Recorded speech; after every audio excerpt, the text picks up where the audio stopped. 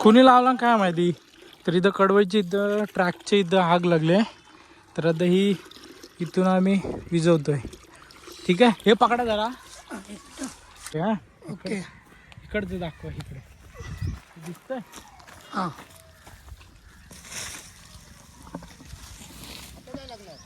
हा ओके.